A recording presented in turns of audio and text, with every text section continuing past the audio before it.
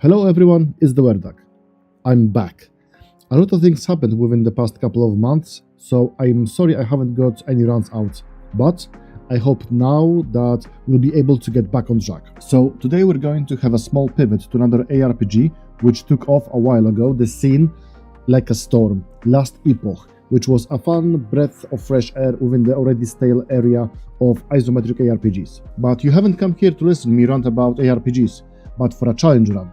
So I present to you Last Epoch meets D&D. Can you beat the game as a Circle of Shepherd Druid? So I took the liberty of loosely basing my character on a D&D class of the Druid. So basically we're going to have a summoner with a bit of supporting abilities. Before we start, just a rapid fire overview of the rules. I can rely only on my companions to deal damage. My only way of dealing direct damage might come from sources like thorns or shrines. Run will be completed on a solo self-founded character on a hardcore difficulty, and we see how far we can go with this. That includes the endgame. So I'll be skimming over the story, but for next time, if you'll want to get to know a little bit more, just drop me a comment down below, so then I will focus a little bit more to explain what's happening in general. So we start our game with creating a primalist character called Shepherd. After setting all the options to our preference, we can start with the run proper. Thankfully, straight off the bat we got access to one of our first companions, the wolf. They are going to be with us for the entirety of the run due to their howling ability. That increases attack speed. So we just run around and allow our companions to deal with those nuisances. In the next area, we have our first glimpse into the passive mechanic in Last Epoch. Not only our class have many nodes that gives us passive buffs, but we can mix and match with specialized classes later on to some extent. So obviously we choose more health and we carry on. Soon after we meet Grail, but we skip whatever he has to say for the most part. Important thing is that he's now on our side to deal with some of the enemies and play as a small companion for a while. Do you like skill trees? What if I tell you that we got skill trees for our skill trees? Yes, Last Epoch allows us to specialize in skills, allowing us to modify their behavior or change the mechanic entirely, based on what we'll need in the future. For now, we obviously focus on the damage our wolfie deals, and we carry on to our first boss. The Forged Soldier is like the Soldier of Godric, just here to pose as a roadblock and show us how boss fight UI looks like. All the fights are going to be shown in their entirety, just quickened, so I won't bore you too much. Some of those fights took a couple of minutes. As an addition to our wolf, we are now using the Thorn Totem for some additional DPS. We skipped a bit of the lore for the next boss. This time, the Captain of the Ospreys. As far as I know, there is some kind of invasion, and we are here to help get back Elder Batlas back to the village. I bet nothing is going to happen to the old lad. After defeating another annoying bird person, we leave the confines of the temple and get Batlas back to the camp. And there's even one of the scouts. I'm sure everything is going to be just fine, as long as a massive griffin won't get the poor elder from us.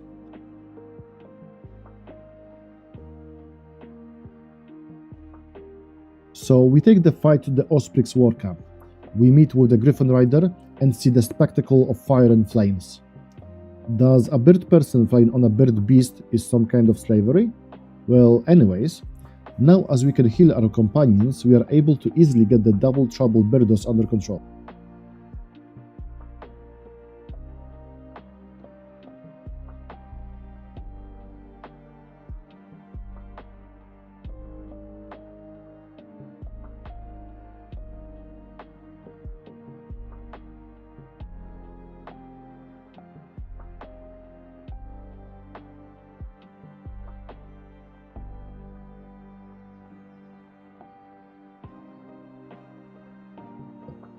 And free Batlas once again. Hopefully now, permanently. Now in the camp we can speak with the Keeper Lina and get our well-deserved praise. We speak with Batlas to tell him he should watch out for random bird people, skipping his entire dialogue. But something feels off. What's that weird tear in reality? Oh boy, where are we? A lot of purple overgrowth. A weird shard on the floor? Are we in an 80s bar? Definitely feeling groggy after that, I hope the inhabitants are friendly and kind. It seems that's not the case, so we'll give a hand to the poor mage holding his ground. As we were ready to have this over with, oh god, what's that? The void monsters are having a nice design direction, and over here we could meet the void penance, which could dish out some quick and powerful blows. After some more dungeoneering, we finally meet with Elder Gaspar, which is going to join us as our mentor and main objective giver for some time. We take whatever he gives us as a quest and get to know another bit of our equipment. Totems, to be precise. It's an interesting concept where you need to play a little bit of inventory management for some additional helpful stats. The additional sockets are going to be unlocked by completing some specific quests later along the way. Here I show a good way of getting some cool equipment with the Nemesis, a short, boss-like encounter where you can drop some really awesome stuff. But I'm not going to show each encounter, but it was an amazing source of gear. After tracking of Elder Paimon, we were tasked by Gaspar, we finally meet his apprentices. They seem like a cool bunch. Oh god, what's happening? So we see the destructive influence of the void on people and inhabitants of the realm. Thankfully, I've already got some more companions to even the odds out. After dodging a bunch and casting countless totems, we managed to get through the ordeal. Hopefully, more companions in the future will mean less time spent fighting. After some further exploration, we are stopped in our tracks by a weird snake-looking thing, the Idol of Loathing. Thankfully, as our build mostly focuses on running around and healing, his bullet hell of an encounter wasn't anything to write about. After defeating a grand evil, a strange, colorful portal appears. You should definitely touch it, for scientific purposes, of course. So that portal was a tear in time itself, which allows us to go back into the past where it could be easier, but definitely hotter than in the corrupted era. And we've got dinosaurs! But enough sightseeing, it's time to help with the forge.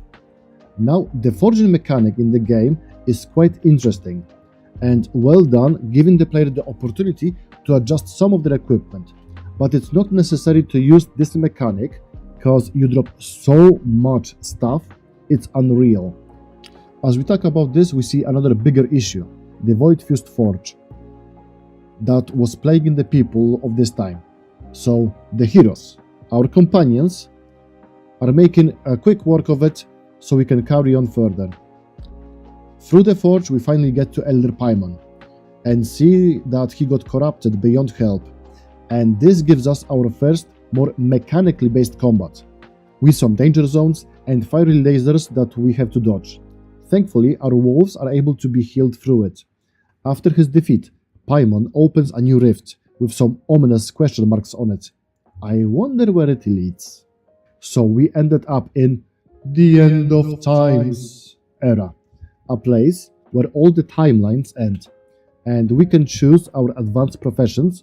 And obviously, we're taking the Beastmaster. Having a new pet with us, the Raptor. One of the fun activities for the endgames are dungeons with their own challenges and rewards, which we didn't get to see during this video, but we'll visit it next time. So let's stop for a while on the map. We can see all the eras we can get during our run that are going to visit one at a time. But as well, we can see that some of the dungeons are being an alternate path to the one chosen by the base game. We carry out some more quests, finally having a full squad of companions to see how they tear through enemies. And we unlocked the bestest boy, the bear. So the bear will be our tank, so he'll be able to take the attention of enemies and adds to our survivability. Look at him go! And we still have room for improvement. But back to the quests. We are finding some thingies magics for some lore reason, and we encounter a lot of void beasts. So let's see if we'll have a fun time after the ritual. That what can possibly go wrong? Yeah, seems everything.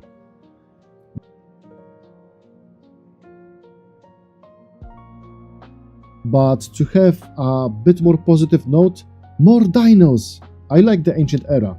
It's so lush and green and oh, look, a dragon!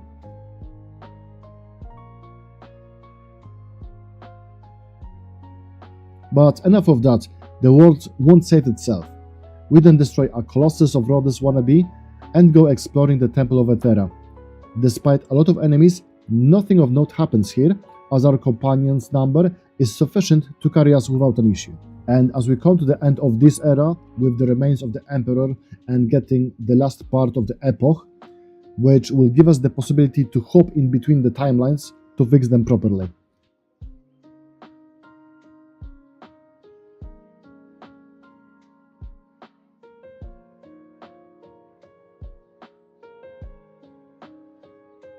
So at the end of time, Gaspar sends us to the Imperial era, which means a lot of bones and skeletons are going to happen. So again, a lot of fighting, some further pushing the main storyline. Note to self next time: I'll read the story so I can narrate this a bit more, but for now, look at my army of beasties. They're so awesome. Anyways, we reach the Dreadnought, which is going to take us to the next act of the story. But before that, boss time! Who's into some crab meat? So, from a rainy storm to a nice desert, we carry on our way to the next boss, which is making a lot of people upset with its summoning. Plot reasons. So, after a quick chat with Ulrich, we enter Majelka. Oracle Abode, so I must have been mistaken. Oh well. So we got some more exposure on what's happening, and we carry on with our quest into the catacombs under the city. So that would be a waste of time to show it to you, so let's see another boss encounter. A fun, small undead leech thingy. A commander. They'd carry anyone these days, right? And with that, we do some Deus Ex Machina stuff and carry on with our quest, but in a different place of the world. So we meet Julia, which gives us an idea how to become stronger and get us further on our quest. But we need to become the chosen of gods to help stop the timeline from what's happening. But then, for some reason, Julia becomes hostile towards us, reviving the previous bosses. So now we got the Crab Captain and the Maggot Commander. Fun times. Yeah. Julia got to know why we may succeed, so we go towards another era, where we see the Osprix War. You know, the beard people. But enough of that. We got an epic fight scene to see. Basically, two gods duking it out. Unfortunately, the reindeer loses. And of course, it is up to us to make it right. Fun leather though, right? So, another collectathon. Yay! We got to find a horn to raise a bridge from the frozen depths of the underworld, and the horn is guarded by some goatmen. The fight got longer than expected due to it being a double encounter, but without any drama. As soon as the chieftain got swarmed, the matriarch was just a pushover. Now, where's that horn? So we blow the horn to get to the temple, and we can go and kill a god's guardian. The fight goes as expected. Nothing flashy, nothing dangerous. This run is getting a bit stale. But at least the reindeer has blessed us now. Look how cute the field looks. Now, he just sleeps. It's gonna be fine. So now we need another blessing that brings us to meet the alchemist. I've got a bad feeling about her. But we can't stop to ponder that we gotta run further towards the Cthulhu-like boss. So as usual, we need to find a fearless captain to take us there.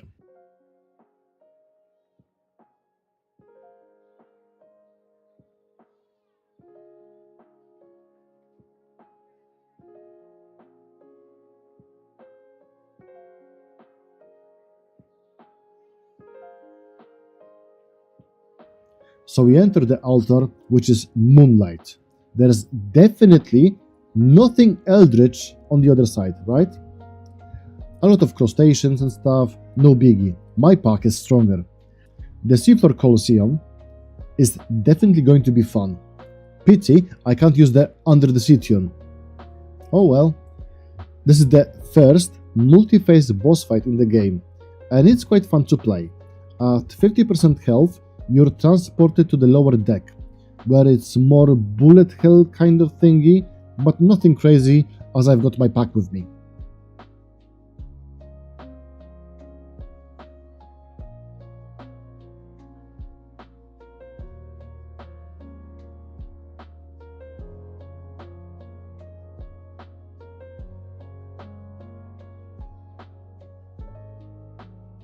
So with that, Lagos gives us his blessing, and with the power of gods, we are able to save time itself. Back in Majelka, we get to know that now we can kill some snake people. But let's get to the chase and the final boss fight. First, some wave defense.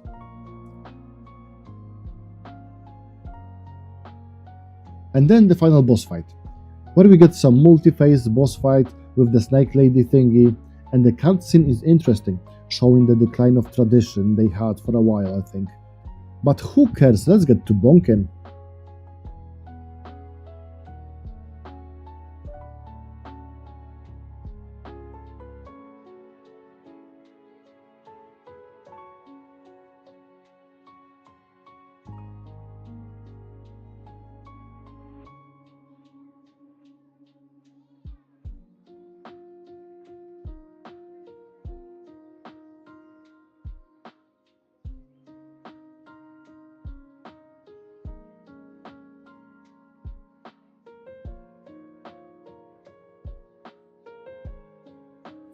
So that's it.